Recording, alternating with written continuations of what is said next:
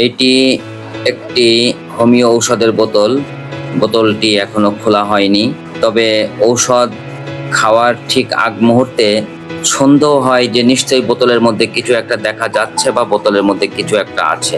সেই সন্দেহ থেকেই মোবাইলে আলো জ্বালিয়ে বোতলটিকে ভালোভাবে দেখা হচ্ছে, চেক করা হচ্ছে যে আসলে এই বোতলের মধ্যে ঔষধে কোনো কিছু বাড়তি কোনো কিছু দেখা যাচ্ছে কিনা। ভালোভাবে পর্যবেক্ষণ করার পরে শিওর হওয়া গেল যে হ্যাঁ, বোতলের মধ্যে অবশ্যই কিছু একটা জিনিস আছে। সেটা কিসের সেটা ভালো করে বোঝার উপায় নেই। তবে এতটুকু বোঝা গেল ঔষধের মধ্যে কিছু একটা আছে যেটা ঔষধ হিসাবে গণ্য নয়। সাইফ সাদ 007 চ্যানেলের মাধ্যমে আমি সাইফ ইবনে সাদ আছি আপনাদের সাথে। এখন ঔষধটিকে নিয়ে যাওয়া হলো নির্দিষ্ট সেই দোকানটিতে যেখান থেকে ঔষধটি আনা হয়েছিল। ভিতরে এটা কি দেখেন তো? আমি তো এর আগেও খেয়েছি, তখন এটা পুরোটাই লিকুইড ছিল। এখন দুজন কেমিস্ট খুব সতর্কতার সাথে অনুবীক্ষণ যন্ত্র এবং দূরবীক্ষণ যন্ত্র উভয় যন্ত্রের মাধ্যমে দেখা এবং বোঝার চেষ্টা করছেন যে আসলে ঔষধের মধ্যে কোনো কিছু আছে কিনা। কিন্তু আসলে ওনারা কিছুই দেখতে পাচ্ছেন না বা বুঝতে পারছেন না যে ঔষধের মধ্যে কোনো কিছু আছে। ভালোভাবে সূক্ষ্মভাবে বোঝার চেষ্টা করছেন। কেউ বলছেন এটা তেল জাতীয় কোনো ঔষধ, হয়তো ভিতরে মিক্সার হিসাবে কোনো কিছু দেওয়া আছে, এটা কয়েক ঘন্টা পরে মিক্সড হয়ে যাবে। আরেকজন খুব চিন্তাশীলভাবে বললেন যে এটা হয়তো মিক্সার জাতীয় কোনো ঔষধ, একটু ভালো করে ঝাঁকালে সেটা ঔষধের সাথে মিশে যাবে। তবু এনাদের দেখা শেষ হচ্ছে না বা এনারা এখনো পর্যন্ত ভালোভাবে শিওর হইতে পারেননি যে আসলে ঔষধের মধ্যে আবর্জনা জাতীয় কোনো কিছু আছে কি না। অবশেষে সিদ্ধান্ত হলো ঔষধটি পরিবর্তন করে দেওয়া যায় কিনা।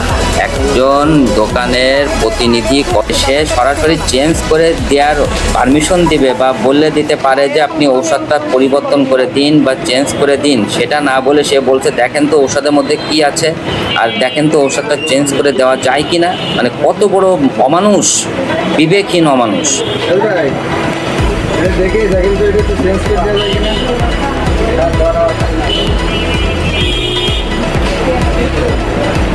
এখন এখান থেকে ঔষধটা পরিবর্তন করা হচ্ছে বা এনারা বুঝতে পেরেছেন যে আসলে ঔষধের মধ্যে আবর্জনা জাতীয় কোনো কিছু আছে।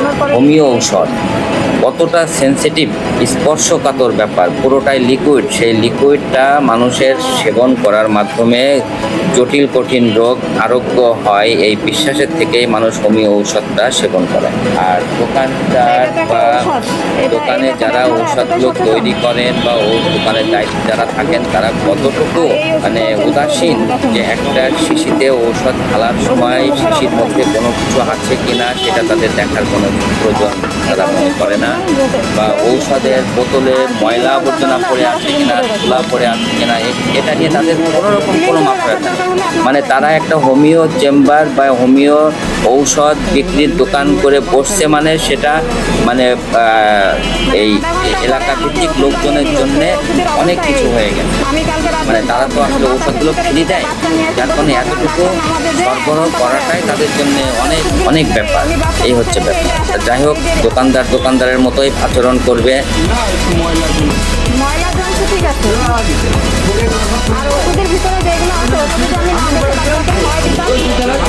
আমরা যারা আছি, আমরা যারা হোমিও ঔষধ সেবন করি, আমাদেরই উচিত ঔষধটা দোকান থেকে নেওয়ার সময় ভালো করে চেক করে নেওয়া যে ঔষধের মধ্যে বোতলে এক্সট্রা কোনো আবর্জনা জাতীয় কোনো কিছু আছে কিনা, শিশিতে ধুলো ময়লা আবর্জনা পড়ে আছে কিনা, বা বোতলে যে সিপিটা লাগানো হয় সেটা কতটুকু পরিষ্কার, এগুলো দেখে নেওয়ার দায়িত্ব আমাদের নিজেদের।